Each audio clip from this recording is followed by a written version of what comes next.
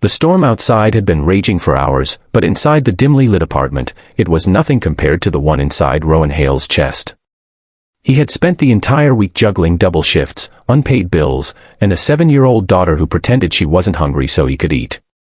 He stood in the tiny kitchen, hands shaking from exhaustion, staring at his cracked phone screen. The message he had meant to send to his coworker, an inside joke, a playful line meant to ease the stress, had gone to the last person he would ever want to text, Astra Varon, the notoriously cold, impossibly intimidating CEO of Varon Tech, his new boss. And worse, it wasn't just any message. It was flirty. Ridiculously flirty. The kind of line that would get a man fired, laughed at, or sued. As soon as he hit send, his heart dropped like a stone. He felt heat rush into his face, panic clenching every muscle. The world stopped spinning for one long, dreadful second, and then came the sound that nearly stopped his heart altogether, a knock at his door. A firm, deliberate knock. She was here. Before the story continues, make sure to like, comment, share, and subscribe to Kindness Corner if you believe in second chances, kindness, and the magic of unexpected moments. Rowan stood frozen, unable to breathe, unable to think, unable to understand how a woman like Astra could cross the city in 5 minutes. He opened the door with trembling fingers, expecting anger, humiliation, or a termination notice. Instead, he saw Astra standing under the hallway light, her hair slightly damp from the rain, her expression unreadable, neither cold nor warm, simply searching. The sight of her in his doorway felt unreal, almost cinematic, and Rowan instinctively tried to hide the peeling paint of the walls behind him. He braced himself for the worst, but instead of speaking, Astra simply lifted a brow as if waiting for him to explain. That's when his daughter, Mara, peeked from behind him, her thin frame wrapped in a faded blanket.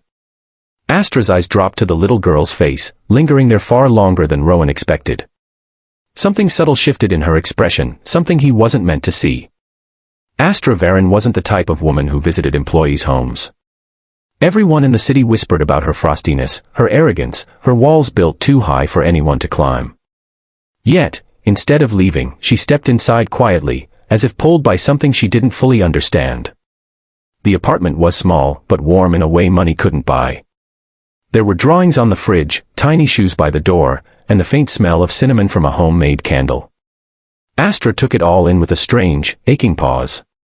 Rowan rushed to apologize, stumbling over words, trying to correct his mistake, trying to make her understand he wasn't flirting with her, he would never dare. But as he spoke, Astra's gaze softened, and something almost wounded flickered in her eyes, as if she wasn't used to being spoken to with sincerity instead of fear. She asked him why he was working double shifts, why he looked so exhausted, why a man who carried the weight of the world on his shoulders still tried to make others laugh through a wrong text. Rowan wanted to hide his struggles, but there was something disarming about Astra's presence, like she could see the truth whether he said it or not. Eventually, he told her everything, how Mara's mother had left 3 years earlier, how he was behind on rent, how he barely slept, how he took the job at Varon Tech because it was the only chance at a future he had left.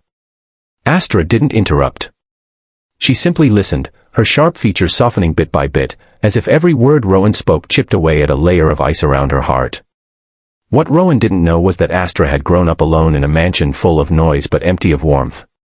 She had learned early that affection was fleeting, trust was dangerous, and vulnerability was a weakness she could not afford. She had become unbreakable by necessity, not by choice. And in Rowan's small home, messy, noisy, alive, she felt something she hadn't felt in years, humanity. When Mara tugged on her hand to show her a drawing, Astra kneeled without hesitation, letting the child pull her into a world of crayons and innocence. It startled Rowan, because it was the first time he had ever seen the CEO smile. Not the practiced corporate smile she wore in boardrooms, but something real, bright, painfully genuine. As the minutes passed, Astra noticed the broken heater, the stack of unopened mail, the single chair missing a leg. She saw the way Rowan kept glancing at Mara, making sure she was warm, fed, safe, even if it meant he went without. She saw the kind of man he was, not the kind people wrote about in business magazines, but the kind her heart had forgotten how to believe in. And when Rowan apologized again for the text, face red, words tumbling, Astra surprised him by saying it wasn't the worst message she'd ever received. In fact, it was the first in years that had made her laugh. Not ridicule, not mockery, but a quiet, almost shy admission that she appreciated being seen as a woman, not a machine. For the first time in her life, Astra didn't feel like a CEO with a reputation to protect.